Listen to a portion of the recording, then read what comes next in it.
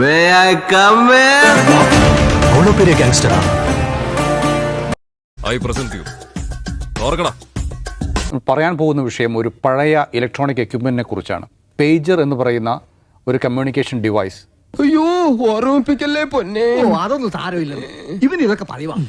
ഇങ്ങനെ ഒരു എക്യുപ്മെന്റ് ഇപ്പോഴും ഉണ്ടല്ലോ എന്ന് നമ്മൾ ചിന്തിക്കുന്നത് ഇന്നലെയാണ്. കാരണം ഹിസ്ബുള്ളയുടെ നിരവധി ആളുകളെ കൊലപ്പെടുത്താൻ ഇസ്രായേൽ ഉപയോഗിച്ചത് ഈ പേജർ എന്ന് പറയുന്ന കമ്മ്യൂണിക്കേഷൻ ഡിവൈസാണ്. അവരുടെ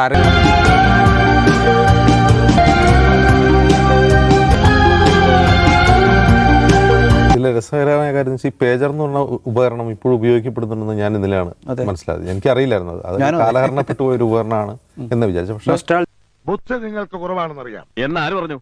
അതുകൊണ്ടാണല്ലോ ഈ പണിക്ക് വന്നത്. ഉപയോഗിക്കുന്നുണ്ടാവുക ഈ മീൻസ് ഹമാസ് ഫൈറ്റേഴ്സ്.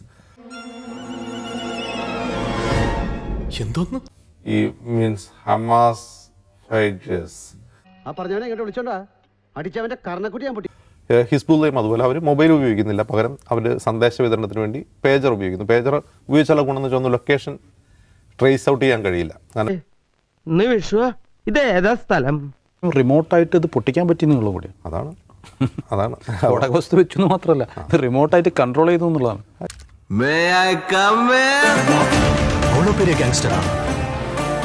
கேங்க கூட்டிட்டு வரவன் கேங்ஸ்டர், ஒத்தையா வரவன்